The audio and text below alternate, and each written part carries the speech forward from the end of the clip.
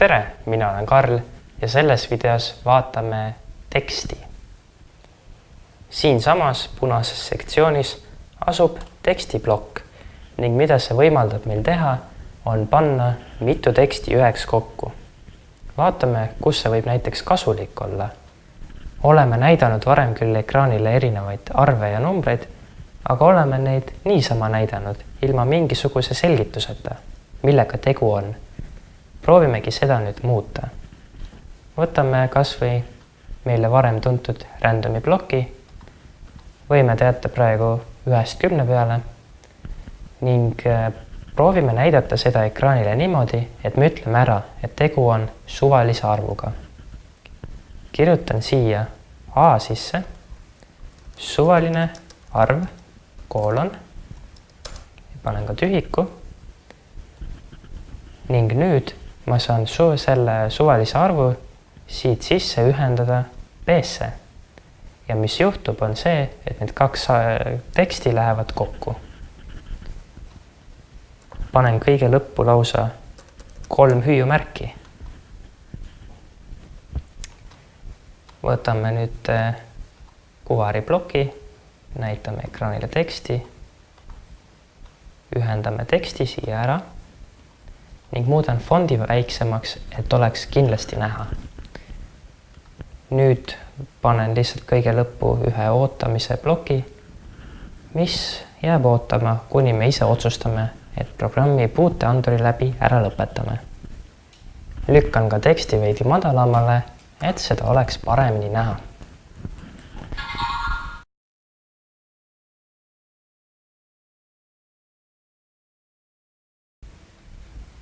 Nüüd teeme ühe kiiruse arvutamise programmi, kus robot sõidab ning arvutab välja iseenda kiiruse ning näitame tema kiirust ekraanile, kasutades just seda, mida teksti kohta oleme õppinud.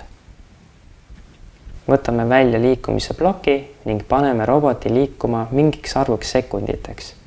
Näiteks võib ta liikuda 5 sekundit.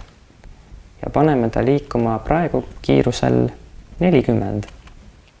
Seejärel võtan mootori pöörete lugemise ploki, seadistan ta näiteks bordi B peale ning siit saame läbitud vahemaa. Nüüd on meil vaja mootori kraadid arvutamise teel muuta näiteks sentimeetriteks.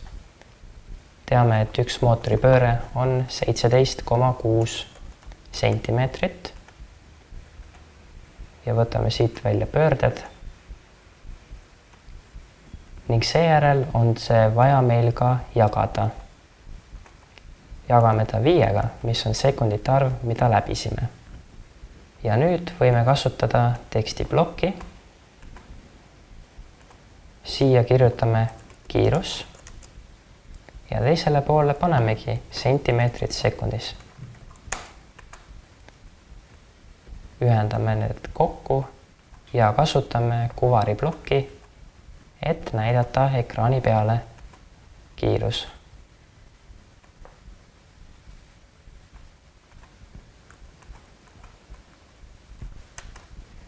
Huvi pärast lisan ekraanile teisegi näidu, milleks saab kilomeetrit tunnis. Kopeerin need 2 plokki. Muudan selle ära, ütlemaks kilomeetrit tunnis ning panen teksti teisele reale.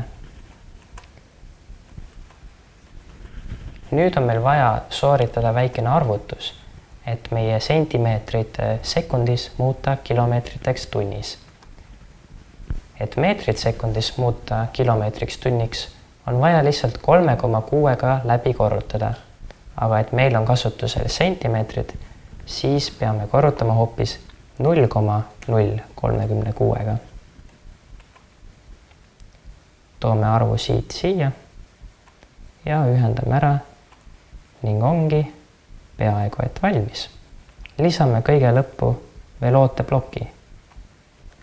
Niimoodi ei lõppe programm enne, kui me oleme selle ära lõpetanud.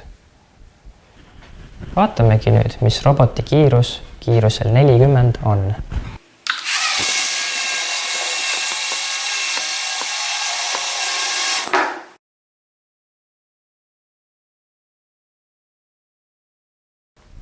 Tuleb välja, et kiirusel 40 ei olegi robot kuigi kiire.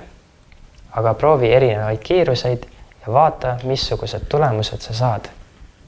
Nüüd saad lahendada roboti ülesande.